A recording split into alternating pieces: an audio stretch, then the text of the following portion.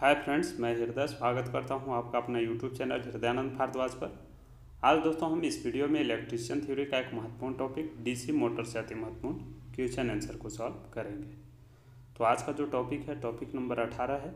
इससे पहले हम टॉपिक नंबर 17 तक सॉल्व करा दिए हैं। तो आप किसी भी प्रकार के प्रतियोगिता परीक्षा का तैयारी कर रहे हैं जैसे कि BARC, JSSC, ISRO, DRDO, UPPCL, तो ये सभी प्रकार के प्रतियोगिता परीक्षा के लिए रामबाण साबित होगी, क्योंकि हम आपको टॉपिक वाइज वीडियो प्रोवाइड कर रहे हैं और इसका हम प्लेलिस्ट भी बना दिए हैं। तो आप लोग ज़रूर एक बार प्लेलिस्ट को चेकआउट कर लीजिएगा, ठीक है। वीडियो हेल्पफुल रहेगा तो ज़रूर वीडियो को लाइक कर दीजिएगा, अपने दोस्त के साथ शेयर कर दीजिएगा। साथ ही हमारे चैनल से अभी तक जुड़े नहीं होंगे तो चैनल को सब्सक्राइब करके हमसे जुड़ सकते हैं, क्योंकि हमारे चैनल पर ITI से रिलेटेड हर अपडेट आपको प्रोवाइड की जाती है, ठीक है।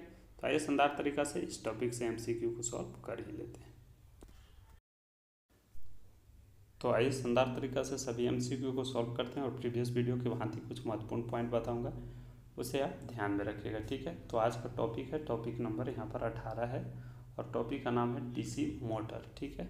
इससे पहले हम DC जनरेटर से MCQ सॉल्व करा दिए, ठीक है। तो आइए देख लेते हैं क्वेश्चन नंबर 1 में क्या पूछा गया है। क्वेश्चन नंबर 1 में पूछा गया है हमसे कि वह कौन सा युक्ति है जो विद्युत ऊर्जा को यांत्रिक ऊर्जा में परिवर्तित करती है। तो इसके 4 ऑप्शन दिए हुए हैं। पहला ऑप्शन है प्रतिवर्ती धारा जनित्र, ठीक है, इसको हम AC जनरेटर कर सकते हैं। दूसरा ऑप्शन है DC मोटर, ठीक है, तो DC मोटर दूसरा ऑप्शन हो जाएगा। तीसरा ऑप्शन है सेल और चौथा ऑप्शन है DC generator. DC motor, DC generator, AC generator और सेल, ये 4 ऑप्शन है। और इस 4 ऑप्शन में से जब राइट ऑप्शन चूज कीजिएगा तो पहला का राइट ऑप्शन B के साथ चला जाएगा। DC मोटर जो होती है विद्युत ऊर्जा को यांत्रिक ऊर्जा में बदलती है। मोटर का काम होता है तो विद्युत ऊर्जा को यांत्रिक ऊर्जा में बदलना, जबकि जनरेटर का इसका विपरीत होता है, यह यांत्रिक ऊर्जा को विद्युत ऊर्जा में बदलता है। तो ये ध्यान में रखिएगा पॉइंट। बाकी ये जो सेल होता है यह रासायनिक ऊर्जा को विद्युत ऊर्जा में बदलने का कार्य करती है। तो ये महत्वपूर्ण डाटा है और पहला का राइट ऑप्शन हम यहाँ पर B के साथ चूज किए, ठीक है। तो आइए नेक्स्ट देख लेते हैं क्वेश्चन नंबर 2, जो कि बेहद महत्वपूर्ण है। क्वेश्चन नंबर 2 में पूछा गया है DC मोटर के आर्मेचर ड्रम को लेमिनेट करके बनाया जाता है जिससे कि वह हिस्टेरिस क्षति मान को कम करे। दूसरा ऑप्शन है एडी धारा क्षति मान कम करे। तीसरा ऑप्शन है आर्मेचर में इंडक्टेंस का मान कम करे और चौथा ऑप्शन है आर्मेचर का वजन कम हो जाए। तो ये 4 ऑप्शन में से जब राइट ऑप्शन चूज कीजिएगा तो दूसरा का भी राइट ऑप्शन यहाँ पर B के साथ चला जाएगा। आर्मेचर ड्रम को लेमिनेट करने का जो मुख्य कारण होता है एडी लॉस को कम करने के लिए। एडी करंट लॉस को हम हिंदी में इसे हम भंवर धारा हानि कहते हैं। तो लेमिनेट कोर का प्रयोग करने से का एडी करंट लॉस कम होता है, जबकि हिस्टेरिस लॉस कम करने के लिए हम सिलिकॉन स्टील का प्रयोग करते हैं। तो ये महत्वपूर्ण बातें हैं, इसे आप ध्यान में रखिएगा। अगर आपसे पूछा जाएगा कि सिलिकॉन स्टील का क्यों प्रयोग किया जाता है तो हिस्टेरिस लॉस मान को कम करने के लिए, जबकि अगर आपसे पूछा जाएगा कि लेमिनेट कोर क्यों बनाया जाता है तो एडी करंट लॉस कम करने के लिए। तो ये महत्वपूर्ण डाटा है, इसे आप ध्यान में रखिएगा। दूसरा का राइट ऑप्शन हम B के साथ चूज किए। आइए नेक्स्ट देख लेते हैं क्वेश्चन नंबर 3। क्वेश्चन नंबर 3 भी बेहद महत्वपूर्ण है। यहाँ पर आपसे पूछा गया क्वेश्चन नंबर 3 में DC मोटर या जनरेटर में डमी कॉइल का प्रयोग करने का मुख्य उद्देश्य क्या होती है, यानी कि डमी कॉइल का प्रयोग हम किस लिए करते हैं। तो इसके भी 4 ऑप्शन दिए हुए हैं। पहला ऑप्शन है रिएक्टेंस वोल्टेज को समाप्त करने के लिए। दूसरा ऑप्शन है आर्मेचर रिएक्शन को समाप्त करने के लिए। तीसरा ऑप्शन है आर्मेचर के यांत्रिक संतुलन स्थापित करने के लिए। चौथा ऑप्शन है आर्मेचर प्रतिरोध को बढ़ाने के लिए। तो ये 4 ऑप्शन में से जब राइट ऑप्शन चूज कीजिएगा तो तीसरा का राइट ऑप्शन C के साथ चला जाएगा। DC मोटर हो या DC जनरेटर हो, उसमें डमी कॉइल का प्रयोग इसलिए किया जाता है क्योंकि आर्मेचर का यांत्रिक संतुलन बना रहे, ठीक है। तो राइट ऑप्शन यहाँ पर हम तीसरा का C के साथ चूज करेंगे। तो आइए नेक्स्ट क्वेश्चन देख लेते हैं 4, जो कि बेहद महत्वपूर्ण है। क्वेश्चन नंबर 4 में पूछा गया है यदि किसी DC मोटर के सप्लाई टर्मिनल को आपस में बदल देंगे तो क्या होगा, यानी कि कोई DC मोटर है उसके हम सप्लाई टर्मिनल को बदल देंगे तो उसका क्या प्रभाव होगा। तो इसके भी 4 ऑप्शन दिए हुए हैं। पहला ऑप्शन है यहाँ पर मोटर जो है वो जनरेटर के भांति कार्य करने लगेगा। दूसरा ऑप्शन है मोटर की घूर्णन दिशा परिवर्तन हो जाएगा। तीसरा ऑप्शन है मोटर की घूर्णन दिशा वही रहेगा।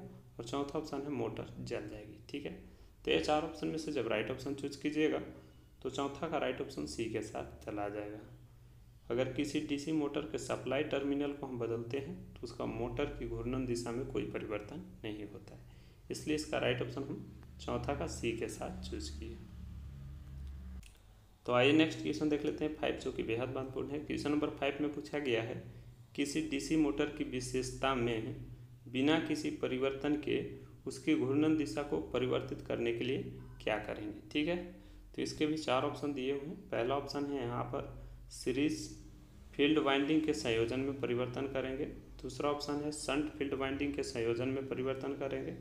तीसरा ऑप्शन है स्रोत टर्मिनल के संयोजन में परिवर्तन करेंगे। और चौथा ऑप्शन है आर्मेचर वाइंडिंग के संयोजन में परिवर्तन करेंगे। तो ये 4 ऑप्शन में से जब राइट ऑप्शन चूज कीजिएगा तो पांचवा का राइट ऑप्शन डी के साथ चला जाएगा। ठीक है, किसी डीसी मोटर की घूर्णन दिशा परिवर्तित करने के लिए आर्मेचर वाइंडिंग के संयोजन में हम परिवर्तन करेंगे। हम जानते हैं कि किसी मोटर की घूर्णन दिशा परिवर्तित करने के लिए 2 विधियां अपनाई जाती है, क्षेत्र धारा की दिशा परिवर्तन करके या आर्मेचर में विद्युत धारा का दिशा परिवर्तन करके। तो यहाँ पर पांचवा का राइट ऑप्शन हम डी के साथ चूज करेंगे। बाकी ये 2 महत्वपूर्ण पॉइंट को आप ध्यान में रखिएगा। तो आइए नेक्स्ट देख लेते हैं क्वेश्चन नंबर 6, जो कि बेहद महत्वपूर्ण है। क्वेश्चन नंबर 6 में पूछा गया है चलती हुई डीसी मोटर में ईएमएफ प्रेरित होता है, उसका मुख्य उद्देश्य क्या होता है। ठीक है, तो इसके भी 4 ऑप्शन दिए हुए हैं। पहला ऑप्शन है प्रायोगिक वोल्टेज के सहायता के लिए उत्पन्न होता है। दूसरा ऑप्शन है प्रायोगिक वोल्टेज को विरोध के लिए उत्पन्न होता है। तीसरा ऑप्शन है धारा को कम करने के लिए उत्पन्न होता है। चौथा ऑप्शन है धारा को अधिक करने के लिए उत्पन्न होता है। तो ये 4 ऑप्शन में से जब राइट ऑप्शन चूज कीजिएगा तो छठा का राइट ऑप्शन यहाँ पर हम सी के साथ चूज करेंगे। डीसी मोटर में जो ईएमएफ प्रोड्यूस होता है वो धारा को कम करने के लिए प्रोड्यूस होता है। तो राइट ऑप्शन यहाँ पर हम छठा का सी के साथ चूज करेंगे। तो आइए नेक्स्ट देख लेते हैं क्वेश्चन नंबर 7, जो कि बेहद महत्वपूर्ण है। क्वेश्चन नंबर 7 में पूछा गया है स्टार्टिंग के समय किसी डीसी मोटर का विरोधी विद्युत वाहक बल का मान होता है। विरोधी विद्युत वाहक बल का मान का मतलब यहाँ पर आपसे बैक ईएमएफ का मान पूछा गया है। तो इसके भी 4 ऑप्शन दिए हुए हैं। पहला ऑप्शन है अनंत, दूसरा ऑप्शन है उच्च, तीसरा ऑप्शन है निम्न और चौथा ऑप्शन है शून्य। तो ये 4 ऑप्शन में से जब राइट ऑप्शन चूज कीजिएगा तो हम जानते हैं कि स्टार्टिंग के समय जो डीसी मोटर में विरोधी विद्युत वाहक बल का मान जो होता है वो शून्य होता है। तो राइट ऑप्शन यहाँ पर हम डी के साथ चूज करेंगे। विरोधी विद्युत वाहक बल को हम बैक ईएमएफ या काउंटर ईएमएफ के नाम से भी जानते हैं। तो ये महत्वपूर्ण डाटा है, इसे आप ध्यान में रखिएगा। बाकी 7वां का राइट ऑप्शन हम डी के साथ चूज किए। तो आइए नेक्स्ट क्वेश्चन देख लेते हैं 8, जो कि बेहद महत्वपूर्ण है। क्वेश्चन नंबर 8 में पूछा गया है किसी डीसी मोटर का बैक ईएमएफ किसके अनुपातिक होता है। तो इसके भी 4 ऑप्शन दिए हुए हैं। पहला ऑप्शन है फ्लक्स का, दूसरा ऑप्शन है गति का, तीसरा ऑप्शन है आर्मेचर की कंडक्टर का और चौथा ऑप्शन है पोल की संख्या का। तो ये 4 ऑप्शन में से जब राइट ऑप्शन चूज कीजिएगा तो 8वां का राइट ऑप्शन बी के साथ चला जाएगा। हम जानते हैं कि जो डीसी मोटर का बैक ईएमएफ होता है गति के समानुपाती होता है, अर्थात बैक ईएमएफ समानुपाती एन फ्लक्स या फाई बोल सकते हैं। ठीक है, तो किसके समानुपाती हुआ, तो ये गति के समानुपाती हुआ। ठीक है, तो गति के समानुपाती होने के कारण जब मोटर की गति बढ़ेगी तो बैक ईएमएफ का भी मान बढ़ेगा। ठीक है, बाकी ये फ्लक्स हो गया और आर्मेचर कंडक्टर की संख्या, पोल की संख्या, ये सब स्थिर रहती है, इसलिए जो अनुपातिक जो होता है गति का होगा। राइट ऑप्शन यहाँ पर हम 8वां का बी के साथ चूज किए। आइए नेक्स्ट देख लेते हैं क्वेश्चन नंबर 9। क्वेश्चन नंबर 9 बेहद महत्वपूर्ण है। यहाँ पर आपसे पूछा गया है कि डीसी मोटर के स्रोत से ली जाने वाली धारा की गणना करने का सूत्र क्या होता है। तो इसके 4 ऑप्शन हैं और चारों ऑप्शन को आप ध्यान में रखते हुए जब राइट ऑप्शन चूज कीजिएगा तो यहाँ पर 9वां का राइट ऑप्शन ए के साथ चला जाएगा। आर्मेचर धारा बराबर बी माइनस बैक ईएमएफ बटा आर्मेचर प्रतिरोध। तो राइट ऑप्शन यहाँ पर हम ए के साथ चूज करेंगे। क्वेश्चन नंबर 10 भी बेहद महत्वपूर्ण है। यहाँ पर आपसे पूछा गया है किसी डीसी मोटर की घूर्णन गति ज्ञात करने का सूत्र क्या होता है। तो इसके भी 4 ऑप्शन दिए हुए हैं और ये 4 ऑप्शन को ध्यान में रखते हुए जब राइट ऑप्शन चूज कीजिएगा तो यहाँ पर 10वां का राइट ऑप्शन सी के साथ चला जाएगा। तो इसे आप ध्यान में रखिएगा, 10 का राइट ऑप्शन हम सी के साथ चूज किए। तो आइए नेक्स्ट देख लेते हैं क्वेश्चन नंबर 11 जो कि बेहद महत्वपूर्ण है। यहाँ पर आपसे पूछा गया है 11 में डीसी मोटर का स्टार्टिंग प्रतिरोध सामान्यतः होता है। तो स्टार्टिंग प्रतिरोध कितना होता है डीसी मोटर का, ये आपसे पूछा गया है। और इसका पहला ऑप्शन है ऊंच होता है, दूसरा ऑप्शन है बहुत ऊंच होता है, तीसरा ऑप्शन है लगभग 1 से 10 ओम होता है और चौथा ऑप्शन है लगभग 1000 ओम होता है। तो ये 4 ऑप्शन में से जब राइट ऑप्शन चूज कीजिएगा तो 11 का राइट ऑप्शन जो है सी के साथ हम चूज करेंगे। हाँ, ऑप्शन के अकॉर्डिंग हमको जाना पड़ेगा 1 ओम से 10 ओम के बीच। ठीक है, हम जानते हैं कि डीसी मोटर का स्टार्टिंग के समय जो प्रतिरोध होता है बहुत कम होता है, 1 ओम या इससे भी कम होता है, लेकिन ऑप्शन के अकॉर्डिंग हम यहाँ पर सी ऑप्शन को चूज करेंगे। ठीक है, तो आइए नेक्स्ट देख लेते हैं क्वेश्चन नंबर 12 जो कि बेहद महत्वपूर्ण है। यहाँ पर आपसे पूछा गया 12 में एक डीसी मोटर प्रतिरोध के बिना निर्धारित गति से चल रही है, यदि श्रेणी में एक अतिरिक्त प्रतिरोध को संयोजित कर दिया जाएगा तो मोटर की गति पर क्या प्रभाव पड़ेगा। ठीक है, तो इसके भी 4 ऑप्शन दिए हुए हैं। पहला ऑप्शन है कम हो जाएगा उसका गति, दूसरा ऑप्शन है नियत रहेगी, तीसरा ऑप्शन है बढ़ जाएगा और चौथा ऑप्शन है निर्धारित गति के आसपास दोलन करेगी। ठीक है,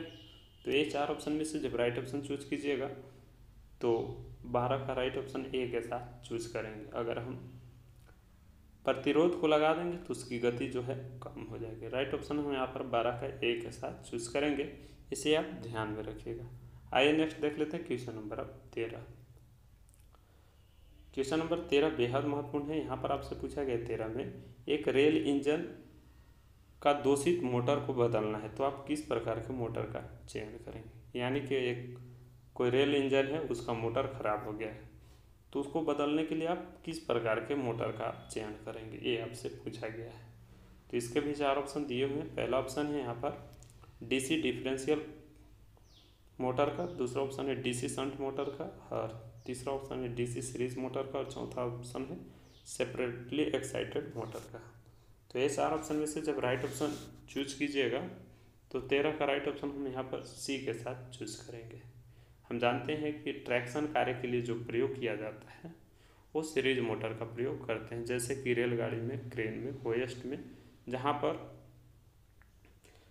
उच्च स्टार्टिंग टॉर्क बल की आवश्यकता होती है। तो राइट ऑप्शन यहाँ पर हम 13 का राइट ऑप्शन सी के साथ चूज करेंगे। श्रेणी मोटर होगा डीसी सीरीज मोटर का। ठीक है, तो आइए नेक्स्ट देख लेते हैं क्वेश्चन नंबर 14 जो कि बेहद महत्वपूर्ण है। क्वेश्चन नंबर 14 में पूछा गया है जब कोई रेलगाड़ी पहाड़ी ढलान पर चलती है तो उसका डीसी सीरीज जो मोटर है किसके रूप में कार्य करने लगती है। तो इसके भी 4 ऑप्शन दिए हुए। पहला ऑप्शन है डीसी सीरीज मोटर के समान, दूसरा ऑप्शन है डीसी शंट मोटर के समान, तीसरा ऑप्शन है डीसी सीरीज जनरेटर के समान और चौथा ऑप्शन है डीसी शंट जनरेटर के समान। तो यह 4 ऑप्शन में से जब राइट ऑप्शन चूज कीजिएगा तो 14 का राइट ऑप्शन यहाँ पर सी के साथ चूज करेंगे। जब कोई रेलगाड़ी पहाड़ी ढलान पर चलती है तो उसका डीसी सीरीज मोटर जो होती है डीसी सीरीज जनरेटर की भांति कार्य करने लगती है। तो राइट ऑप्शन यहाँ पर हम सी के साथ चूज करेंगे, क्योंकि मोटर का बैक ईएमएफ जो होता है आपूर्ति वोल्टेज से अधिक हो जाती है, इसलिए यहाँ पर हम 14 का राइट ऑप्शन सी के साथ चूज किए। तो आइए नेक्स्ट देख लेते हैं क्वेश्चन नंबर 15 जो कि बेहद महत्वपूर्ण है। क्वेश्चन नंबर 15 में पूछा गया है डीसी सीरीज मोटर को बिना लोड लगाए स्टार्ट करने पर क्या प्रभाव पड़ेगा। यानी कि कोई डीसी मोटर है उसको बिना लोड से संयोजित किए हुए स्टार्ट कर देंगे तो उसका क्या प्रभाव पड़ेगा, ये आपसे पूछा गया है। तो इसके 4 ऑप्शन दिए हुए। पहला ऑप्शन है टॉर्क की तीव्रता वृद्धि होगी, दूसरा ऑप्शन है घूर्णन गति में तीव्रता से बढ़ेगी और तीसरा ऑप्शन है स्रोत के लिए धारा का मान तीव्रता से बढ़ेगा और चौथा ऑप्शन है विरोधी विद्युत वाहक बल का मान घटेगा। तो ये 4 ऑप्शन में से जब राइट ऑप्शन चूज कीजिएगा तो 15 का राइट ऑप्शन बी के साथ चला जाएगा। डीसी सीरीज मोटर को बिना लोड को हम चालू नहीं करेंगे, क्योंकि अगर बिना लोड के चालू करेंगे तो यह शून्य भार पर उच्च गति के साथ घूमने लगेगा। तो राइट ऑप्शन यहाँ पर हम 15 का बी के साथ चूज करेंगे, इसीलिए इसको बिना लोड लगाए नहीं चालू करना है।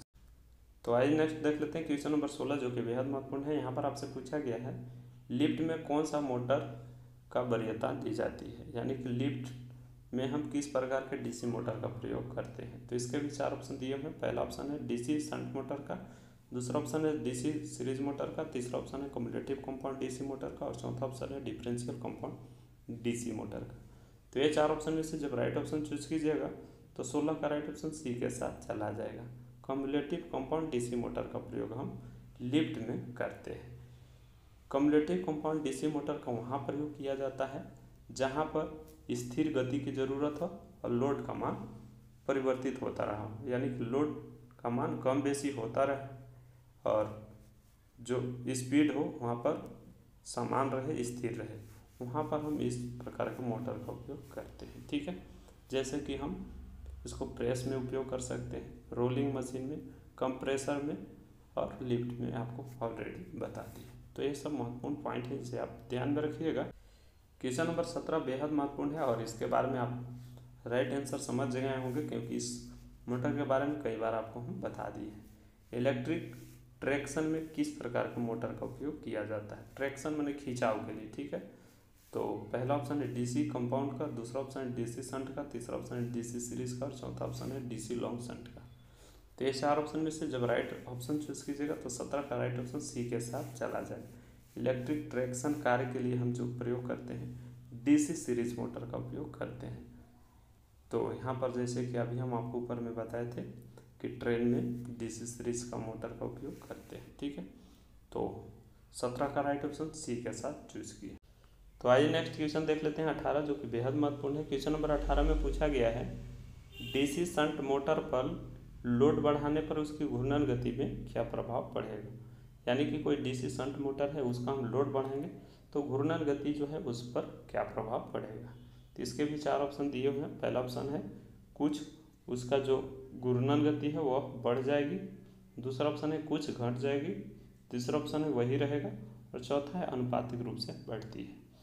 तो ये 4 ऑप्शन में से जब राइट ऑप्शन चूज कीजिएगा तो डीसी शंट मोटर का लोड बढ़ाएंगे तो उसकी जो घूर्णन गति है थोड़ा सा कम होती है, यानी कि घट जाती है, लगभग समान रहती है, लेकिन यहाँ पर राइट ऑप्शन बी के साथ चूज करेंगे तो हल्का सा गिरावट आती है, तो उसका घूर्णन गति थोड़ा सा घट जाएगी। राइट ऑप्शन हम 18 का बी के साथ चूज करेंगे। तो आइए नेक्स्ट देख लेते हैं क्वेश्चन नंबर 19, जो कि बेहद महत्वपूर्ण है। क्वेश्चन नंबर 19 में पूछा गया है डीसी मोटर में प्रयुक्त स्टार्टर का क्या कार्य है। तो स्टार्टर का प्रयोग हम किस लिए करते हैं, आपसे पूछा गया है। पहला ऑप्शन है सर्किट में प्रतिरोध को बढ़ाने के लिए, दूसरा ऑप्शन है स्टार्टिंग धारा को सीमित करने के लिए, तीसरा ऑप्शन है आर्मेचर प्रतिरोध को घटाने के लिए और चौथा ऑप्शन है विद्युत रोधी विद्युत वाहक बल को घटाने के लिए। तो ये 4 ऑप्शन में से जब राइट ऑप्शन चूज कीजिएगा तो 19 का राइट ऑप्शन बी के साथ चला जाएगा। किसी डीसी मोटर में जो स्टार्टर का जो कार्य होता है स्टार्टिंग धारा को सीमित करने के लिए प्रयोग करते हैं। तो राइट ऑप्शन 19 का हम बी के साथ चूज करेंगे, इससे आप ध्यान रखिएगा। तो आइए नेक्स्ट देख लेते हैं क्वेश्चन नंबर 20, जो कि बेहद महत्वपूर्ण है और यहाँ पर आपसे पूछा गया 20 में यदि किसी 230 वोल्ट डीसी मोटर को 230 वोल्ट की एसी सप्लाई से जोड़ देंगे तो उसका क्या प्रभाव होगा। तो इसके 4 ऑप्शन दिए हुए हैं। पहला ऑप्शन है बिना किसी समस्या के साथ चलेगा, दूसरा ऑप्शन है रुक जाएगी, तीसरा ऑप्शन है जल जाएगी और चौथा ऑप्शन है कम दक्षता और उच्च स्पार्किंग के साथ चलेगी। तो ये 4 ऑप्शन में से जब राइट ऑप्शन चूज कीजिएगा तो 20वां का राइट ऑप्शन डी के साथ चला जाएगा। यदि किसी डीसी मोटर को हम 230 वोल्ट एसी सप्लाई से जोड़ देंगे तो वह चलेगा, लेकिन उसमें जो होगा स्पार्किंग बहुत अधिक होगा और स्पार्किंग जो होने का मुख्य कारण है वो कम्यूटेटर जो लगा होता है डीसी मोटर में वह स्पार्किंग को बढ़ा देता है। तो राइट ऑप्शन यहाँ पर हम 20वां का डी के साथ चूज करेंगे। आइए नेक्स्ट देख लेते हैं क्वेश्चन नंबर 21, जो कि बेहद महत्वपूर्ण है और बेहद आसान क्वेश्चन है। यहाँ पर आपसे पूछा गया है क्वेश्चन नंबर 21 में डीसी मोटर में फील्ड कॉइल आमतौर पर किसके बने होते हैं। तो पहला ऑप्शन है माइका का, दूसरा ऑप्शन है तांबा का, तीसरा ऑप्शन है कास्ट आयरन का और चौथा ऑप्शन है कार्बन का। तो ये 4 ऑप्शन में से जब राइट ऑप्शन चूज कीजिएगा तो किसका राइट ऑप्शन बी के साथ चला जाएगा। डीसी मोटर में जो फील्ड कॉइल बने होते हैं वो तांबा का बने होते हैं और तांबा का गलनांक कितना होता है लोग जरूर इस वीडियो को कमेंट बॉक्स में बताइएगा। तो यहाँ पर क्वेश्चन नंबर 21 का राइट ऑप्शन हम बी के साथ चूज किए। आइए नेक्स्ट देख लेते हैं क्वेश्चन नंबर 22। क्वेश्चन नंबर 22 में पूछा गया है कम्यूटेटर डॉट डॉट प्रयुक्त होता है, यानी कम्यूटेटर का प्रयोग हम कहाँ पर करते हैं, ये आपसे पूछा गया। तो इसके भी 4 ऑप्शन दिए हुए। पहला ऑप्शन है एकल फेज प्रेरण मोटर में, दूसरा ऑप्शन है 3 फेज प्रेरण मोटर में, तीसरा ऑप्शन है ब्रशलेस डीसी मोटर में और चौथा ऑप्शन है डीसी मोटर में। तो ये 4 ऑप्शन में से जब राइट ऑप्शन चूज कीजिएगा तो 22 का राइट ऑप्शन डी के साथ चला जाएगा। डीसी मोटर में कम्यूटेटर का प्रयोग करते हैं, तो राइट ऑप्शन यहाँ पर 22 का डी के साथ चूज करेंगे। और कम्यूटेटर का जो मुख्य कार्य होता है वो एसी करंट को डीसी करंट में बदलना। ठीक है, तो आइए नेक्स्ट क्वेश्चन देख लेते हैं 23, जो कि बेहद महत्वपूर्ण है। क्वेश्चन नंबर 23 में पूछा गया है फ्लेमिंग के बाएं हाथ के नियम का अनुप्रयोग है, यानी कि फ्लेमिंग के बाएं हाथ का नियम का प्रयोग हम कहाँ पर करते हैं। तो इसके भी 4 ऑप्शन दिए हुए। पहला ऑप्शन है डीसी जनरेटर में, दूसरा ऑप्शन है ट्रांसफार्मर में, तीसरा ऑप्शन है अल्टरनेटर में और चौथा ऑप्शन है डीसी मोटर में। तो ये 4 ऑप्शन में से जब राइट ऑप्शन चूज कीजिएगा तो फ्लेमिंग के बाएं हाथ का नियम का प्रयोग जो है डीसी मोटर में करते हैं। राइट ऑप्शन यहाँ पर डी के साथ चला जाएगा। अगर आपसे जनरेटर का पूछा जाता तो यहाँ पर फ्लेमिंग के दाएं हाथ का नियम का प्रयोग किया जाता है, जबकि मोटर के लिए बाएं हाथ का नियम का प्रयोग करते हैं। बात हुई फ्लेमिंग के बाएं हाथ के नियम का, तो थोड़ा सा इसके बारे में हम बता देते हैं। बाएं हाथ में जो अंगूठा होता है उस आर्मेचर की गति को बताता है। ठीक है, तर्जनी चुंबकीय क्षेत्र को, और मध्यमा अंगुली है जो विद्युत धारा के दिशा को बताती है। तो ये महत्वपूर्ण डाटा है, इसे आप ध्यान में रखिएगा। बाकी 23 का राइट ऑप्शन हम डी के साथ चूज किए। आइए नेक्स्ट देख लेते हैं क्वेश्चन नंबर 24, जो कि बेहद महत्वपूर्ण है और यह क्वेश्चन भी कई बार एग्जाम में पूछा गया है। क्वेश्चन नंबर 24 में पूछा गया है कि किसी डीसी मोटर में कौन सा घटक होना आवश्यक होता है।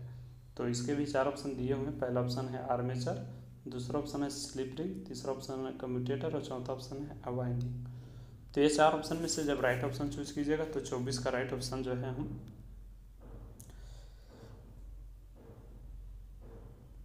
कम्यूटेटर के साथ चूज करेंगे, यानी कि सी के साथ चूज करेंगे। किसी डीसी मोटर में कम्यूटेटर का होना बहुत ज़रूरी होता है, क्योंकि जब किसी वोल्टेज या ईएमएफ उत्पन्न होता है तो एसी के रूप में वह उत्पन्न होता है। यही एसी को हम डीसी में बदलने के लिए कम्यूटेटर का प्रयोग करते हैं। तो यहाँ पर हम 24 का राइट ऑप्शन सी के साथ चूज किए। आइए नेक्स्ट देख लेते हैं क्वेश्चन नंबर 25, और यह क्वेश्चन जो है इस टॉपिक से आखिरी क्वेश्चन है। इसका हम नेक्स्ट पार्ट नेक्स्ट टॉपिक से जल्द आपको प्रोवाइड करेंगे। तो आइए देख लेते हैं इस टॉपिक का आखिरी question, question number 25। Question number 25 में पूछा गया है डीसी मोटर का चालक की घूमने की दिशा किससे हम निर्धारित करते हैं। तो बेहद महत्वपूर्ण क्वेश्चन है। फ्लेमिंग के बाएं हाथ के नियम के अनुसार अभी हम आपको ऊपर में बताएं कि मोटर के लिए लागू होता है, और दाएं हाथ का नियम जो है वो जनरेटर के लिए लागू होता है। तो फ्लेमिंग का बाएं हाथ के नियम जो है वो चालक की घूमने की दिशा को हम निर्धारित करते हैं। राइट ऑप्शन यहाँ पर हम ए के साथ चूज करेंगे। बाकी ऑप्शन दाएं हाथ का नियम जनरेटर के लिए, लेंज का नियम और फैराडे का नियम, ये सारे ऑप्शन जो है गलत हो जाएंगे। तो 25 का राइट ऑप्शन ए के साथ चूज किए। तो ये छोटा सा वीडियो था, और वीडियो कैसा लगा आप ज़रूर इस वीडियो के बारे में कमेंट बॉक्स में बताइएगा। इसका नेक्स्ट पार्ट हम आपको जल्द प्रोवाइड करेंगे। तो मिलते हैं फिर नेक्स्ट वीडियो में नई जानकारी के साथ। तब तक के लिए अपना ख्याल रखें। जय हिंद।